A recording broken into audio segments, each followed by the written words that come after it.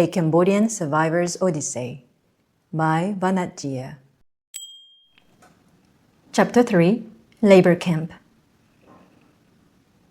During my sickness, there is a Khmer Rouge mobile medical team with 2 female nurses who go from village to village providing medicine to the sick.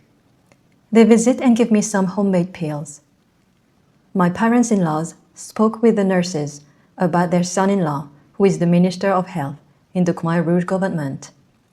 One of the nurses says that she knows Mala, wife of the minister, and promises that she will deliver a letter to her. But soon during that time, we are told by the village chief to move to yet another place.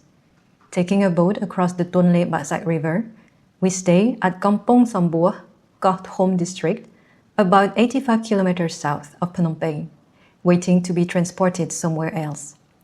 Yet, as we are about to leave, we receive news that Angkar, the secretive organization which is supposed to represent the nerve center of the Khmer Rouge leadership, would be taking our family back to Pomat village. My 3 cousins, Tep Subhandara, with his wife and 3 children, Tep Nitha and Tep Boparak, decide not to go back.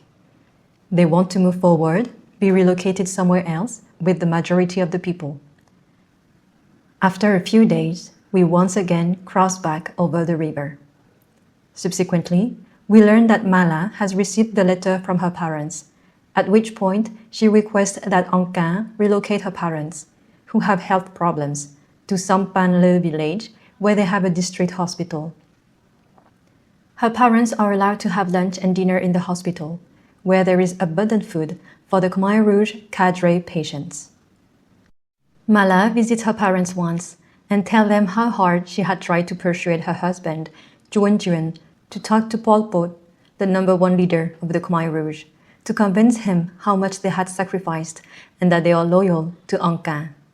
With much hesitation and apprehension, her husband went to talk to Pol Pot. Juan, who was highly educated in France, was a prominent and respected surgeon and dean of the medical school in Cambodia. Around 1973, they left everything behind and joined the Maquis. After that visit, Mala never went back to see her parents again.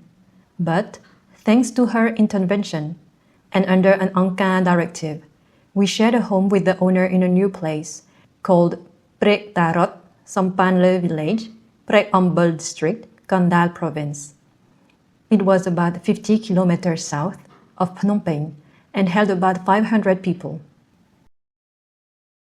During our internal displacement, I begin to regain little by little my physical and mental strength and join the workforce of married women. Early each day, the bosses call for work details. The married and the younger men are separated into labor camps far from the village. Children, aged 5 to 13, live separately from their parents. They also work in the fields, 7 days a week, about 10 hours a day. One of their jobs is to collect droppings from oxen to use as fertilizer. My son, 9 years old, and other children are sent to clear flooded areas in preparation for the next rice planting. He recalls that whenever it was raining, or windy, or cold, he would get a stomach ache because of his fear of thunder and lightning. The water comes up to the children's waist and is infested with snakes. Children would catch these snakes and keep them around the waist of their pants. The snakes are their toys. It seems they are not poisonous.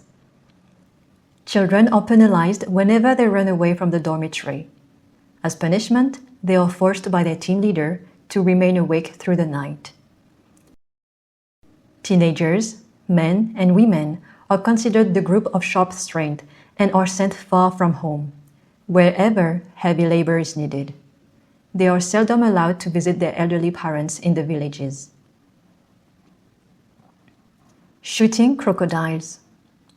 The Khmer Rouge continues to purge society by taking away more of the men whom they suspect to be enemies of the Angkar. Angkar need you to go to work detail, they say. But those men do not come back. Once there may have been 100 men in our village, but their numbers dwindle to 60 or so. I never see them die, and yet I know they do. For example, one day, while I am in the fields, I hear the rattle of shots from a nearby river island. Later, a guard explains, "We are just shooting crocodiles." But we never see those men again. And whenever any wives or children begin to cry about these things, they also disappear. At 4 a.m., my day begins. During the full moon, I work until 10 at night. Some nights, compulsory meetings are held, lasting until midnight or 1 a.m. At the end of each day, the Khmer Rouge leaders hold a meeting where people have to confess any unfaithful thoughts, negative feelings, and/or mistakes committed, such as stealing rice or salt to eat. Rice and rock salt are very valuable for our survival. Usually, we keep rock salt in our pockets in case we need it to eat with green leaves or white fruit that we find on our way to work. Team leaders tell us not to steal rock salt. Mentally, I reject the word steal. I feel that I do not steal it at all. I just take it for bare necessity. They, the Khmer Rouge, are the ones who are responsible for putting me in this inhuman situation. While farming and listening to lectures, I have the opportunity to contemplate the wisdom of communism. The Angkan tells us to believe that all people are equal in the perfect regime, unlike a capitalistic regime where employers exploit the employees and society is divided into classes. I feel foolish that I did not believe my colleague when she told me that the Khmer Rouge would evacuate everyone from the city. Most of us felt that Cambodia, as a member of the United Nations, would behave as a civilized nation. We believed that peace would prevail once Prince Norodom Sihanouk returned. We used to believe that Khmer Rouge ideology included the notion of liberating Cambodia from corruption and oppression. But now, the liberator has become the worst oppressor in Cambodian history. The Angkan continues to deforest thousands of hectares for conversion into rice fields, and then to work in the rice plantation. At the labor camp, there are about 500 workers, some with babies. The living conditions are primitive and polluted. No toilets, not even bushes to hide behind to relieve ourselves. We have to wake up very early each day while it is still dark if we want privacy. Sometimes we step on other people's waste. If so, we go to a man-made pond with muddy coffee-colored water to clean our feet. We use the same stagnant pond water to drink, wash our clothes and baby diapers, and for everything else. In the field, during the hottest month, we are always short of drinking water. Too thirsty, I sometimes drink the wasted gray sluggish algae liquid from the hospital sewage canal. I just use my scarf to filter the algae and drink the liquid. Due to the lack of hygiene, I acquire severe dysentery that greatly weakens my body. If I cannot work, I cannot stay in the hut I live in. I have to go to the health center where they treat dysentery with locally made medicine. The health center has a dirt floor and a few beds on which we both sleep and eat. One night, I am suddenly awakened with a severe pain in my arm. I light the light and see a scorpion crawling on the mosquito net. I carefully wrap the scorpion in a scarf and softly release it outside of the mosquito net. There is no need to inform the nurse about the scorpion sting or to complain about it. It seems too trivial. During that time, there is a cholera epidemic and most of the newborn babies die. Angkan, aware of the high infant mortality, issues a policy in an effort to reverse this trend. The Khmer Rouge allows the men to come home to visit their families once a month and even organizes mass weddings of unmarried adults. However, most of the women become sterile from overwork, while some experience a hanging uterus. The Khmer term is falling uterus, which means the uterus would come out and hang between the woman's thighs. Exhausted from a long day of non-stop working, I would walk home, weak and sometimes during rainy season, soaked from head to toe. I try to imagine being able to afford to ride home on a bicycle or rickshaw. But unfortunately, I have to be on my own. My mind would wander to the Buddhist concepts of anicca and anatta, which means the ultimate impermanency and non-self of all living things.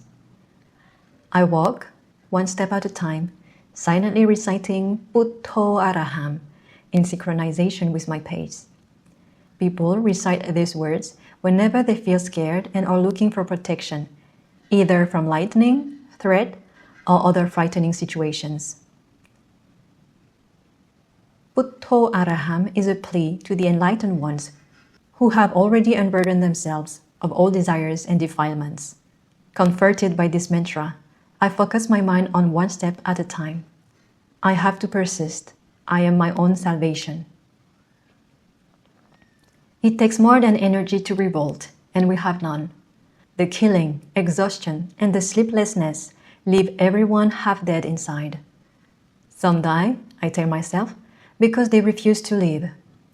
In my dream, I cling to the neck of the woman, but sometimes that is not enough. In fact, some of the wealthier evacuees from Phnom Penh have already killed themselves. They were unable to cope with their losses. A lesson. One day, I learned a glorious thing from the village where my father is working with the other elderly people.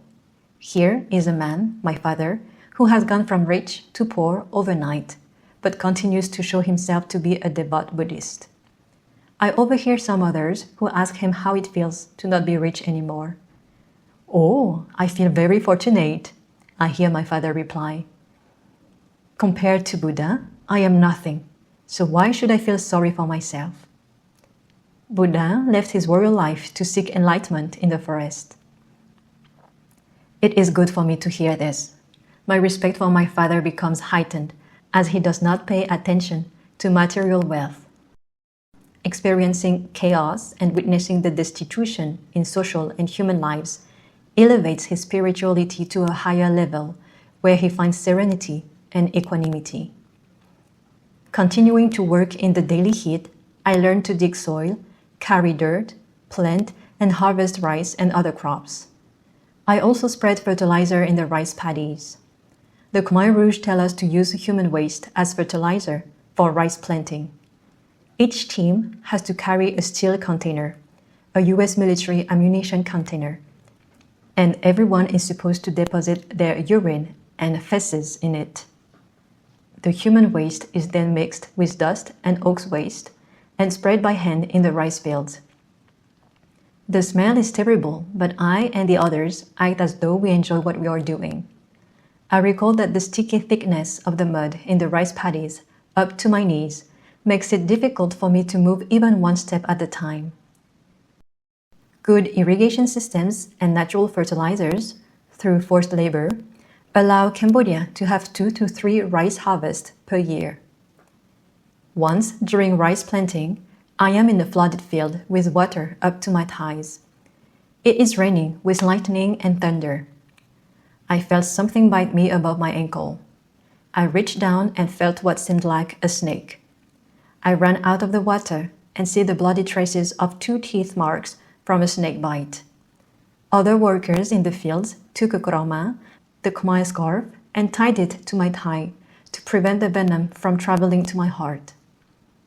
They rushed me to the field health care center. Luckily, the snake was not poisonous. I felt very lucky to be alive. Anka always encourages people to work extra hard so we can all eat rice 3 times a day instead of eating porridge. The Khmer Rouge says that Cambodia is the Vannath home, the golden village, where everyone will soon have golden plates, forks, and spoons. Even though we, the worker slaves, know that we produce more rice than we need, we never ask where the surplus goes, because we are not supposed to show curiosity. But we know that the rice we eat is only the leftovers from the processing grounds. Natural splendor.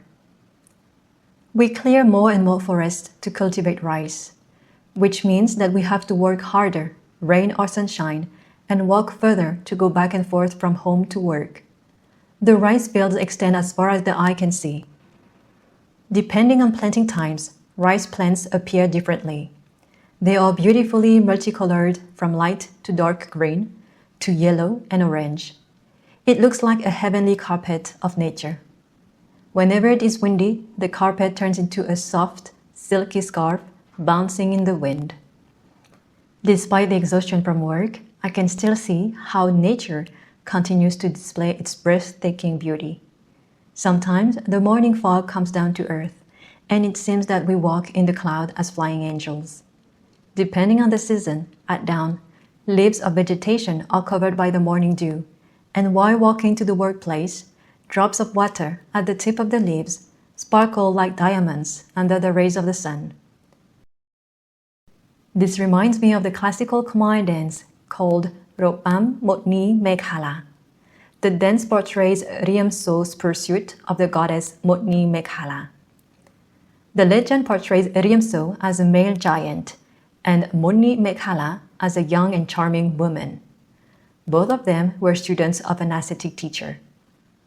At the end of their studies, the teacher measures their intelligence by telling them to collect a glass of the dew, and whoever is the first to bring it to him would receive a magic crystal ball that will allow him or her to fly.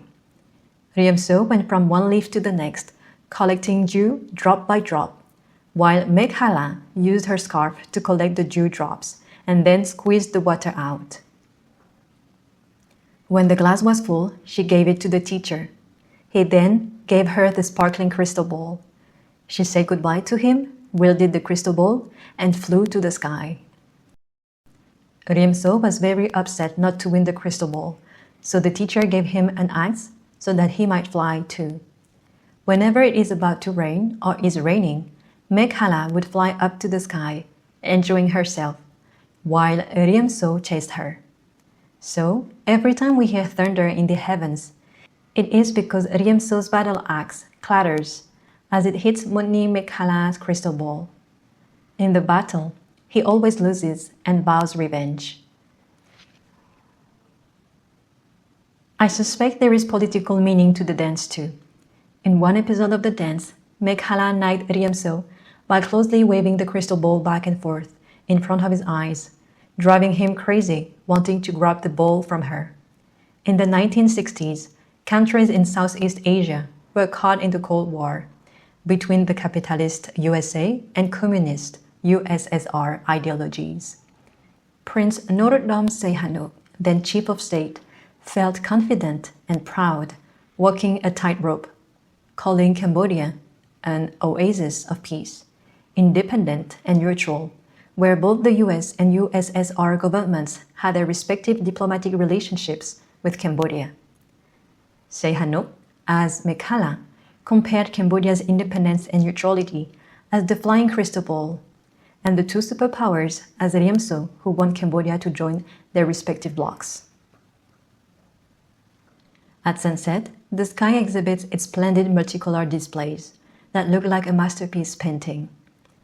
Following rain, gigantic rainbows often appear in the sky. Once, I am able to walk into the rainbow, and I'm struck by seeing the multi-bright colors reflecting on my body from head to toe. Once in a while, in the fields at night, we sleep in the open air while waiting for new work orders. We lie down on the dirt, admiring the sky with its myriad shining stars. Silently, I wonder if any beings are living over there. Who are they? Are they angels? Do they know that the Cambodian people are in distress and looking for them to come and liberate us from oppression and terror? In the dry season, the full moon is as bright as if someone has turned on a neon light. Living in the city, we never noticed the full moon because the lights are so bright. We stayed inside all the time, so we had no opportunity to appreciate the moonlight. As a city person who had never experienced living in raw nature, this allows me to learn about and appreciate it. I feel humble before the almighty and omnipotent beauty of nature. Picking tobacco. Gee, one time I recall telling a fellow worker, The lettuce in this region is so big, only to discover it is tobacco. And so I come to learn about tobacco. As leaves ripen, I pick, fold, stack, and lay them out to mature. Tobacco leaves feel sticky and my finger turn brownish. They carry the aroma of all-day work. A group of old men is responsible for shredding the leaves, which are then put out to dry for a couple of days. Some of my coworkers pick what they call the ear of the leaves, which is much smaller and grows right above the regular leaves for their own use. The taste of the ears is very strong, much stronger than the regular leaves. Just one drag and it feels like the smoke is stuck in my lungs. I almost choke. It is a good place to work, if only because we can take some tobacco home. Also, Anka is generous enough to distribute 1 kilogram of tobacco to all adults in the household. Tobacco is a very important commodity, which we can secretly exchange with people from rural areas for fish or palm sugar. But we have to show that we know how to smoke. I smoke a lot, not just to show my Khmer Rouge team leader that I smoke, but also because smoking allows me to take a smoke break from the hectic work. If you do not smoke, you cannot take a break. I roll tobacco in any available paper of any length and shape and use saliva to glue it together. Smoking allows my mind to escape from reality and keeps me company waiting for work detail in early mornings. During the monsoon season, we are ordered to harvest at different plantations before they become inundated with water. We harvest, among other things, the plant called dam ka that is used as material to cover the roof. We also harvest peanuts. When we begin to pick them in the morning, the water is up to our knees. By the end of the day, the water is up to our thighs. We slowly glide the boat along while harvesting the peanuts. Picking peanuts is a dream job. We can have a snack while working. We encounter red ants and other insects that take refuge on the flooded plantation. And by the end of the day, we are surprised to find hundreds of them crawling along our sleeves and the waistline of our pants. I feel that all this field work is a tremendous experience for me, but that understanding will take time. As a former city person working in an office, I am slower than my coworkers when it comes to walking back and forth from the village to the fields. One day at the morning meeting, a notorious male commune boss named Brother Pat mentions me to hundreds of workers before I arrive. He tells the crowd that one female comrade is always behind everybody else. When I arrive at the meeting, people whisper to me about what Brother Pat had said. In the Khmer Rouge context, what he said is a serious warning for me. I may be called to go and work elsewhere and never come back. At the end of the meeting, Brother Pat walks toward the field. I follow and ask him to stop so I can talk to him. He is quite surprised to see me. I tell him that I apologize for being slow, but I am a good worker. I assure him of my loyalty toward Anka and my determination to work harder. Brother Pat is bewildered to see me and hear the things I say. He does not respond. The reason I dare to speak to him is that I feel strongly that I must dispel Brother Pat's misperception about me and prevent any possible harmful intention toward me. But most of all, I trust the protection of the woman in my dream. The woman in my dream is Mala. I cannot see and tell the connection, but I feel for sure, based on my dream, if something bad happens, a woman will come and rescue me. And for me, Mala is that woman. It is a very nice feeling to have such an inner comforting mental support. 3 years pass, many people die. One day, in late 1978, we hear jets flying over and the sound of bombing. It comes from far away, from the direction of Phnom Penh. We have no clue as to who is bombing who. Only men who dare to secretly listen to the Voice of America radio can tell us any news. But all of this does not matter to me. I love the sound of it. Maybe the US military helicopters would come and rescue us from the rice fields. Bombing, at least, means change, and in the heat of the day, we feel our spirits rise. I feel that I would not mind being hit by a bomb if it means liberating the others from this hell on earth. When my husband comes home, he reports the start of an anti-Khmer Rouge liberation movement. We need to be very careful because the Khmer Rouge is paranoid and has been killing more and more men whom they perceive as enemies of Angkar. He tells me that they will take him away soon and he tries to say goodbye to me. But I recall a dream where I saw my husband, very dusty, crawling out of a dilapidated house. I tell him about that dream and assure him, "Don't worry, you will survive. No matter how miserable you are or how much you suffer, you will survive." On January 6, 1979, word spread quickly out in the fields. The neighboring Vietnamese have chased off the communist Khmer Rouge and taken control of Phnom Penh. That night, Khmer Rouge camp bosses order everyone in the village, now more than 400 residents, to follow them as they try to make their escape.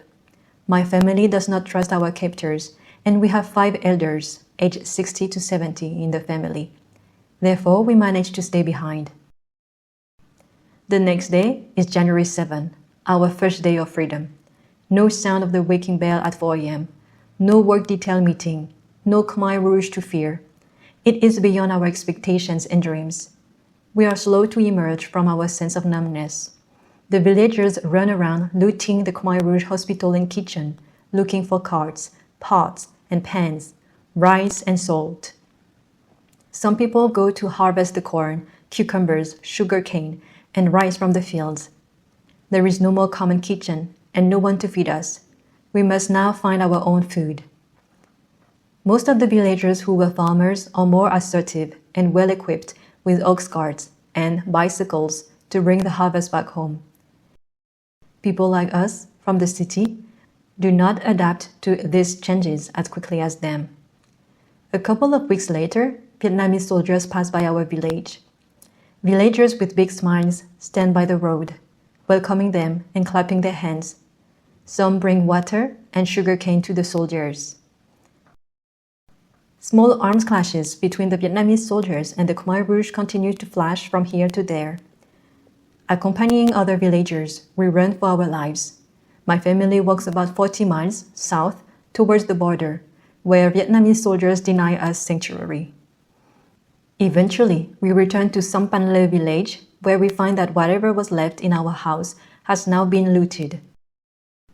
We also learn that 2 villagers have been killed by the Khmer Rouge, one who was sick and another one who was too old to escape. Revenge is taking place. I hear that the notorious brother Pat has been arrested and killed by angry villagers who lost their family members because of him.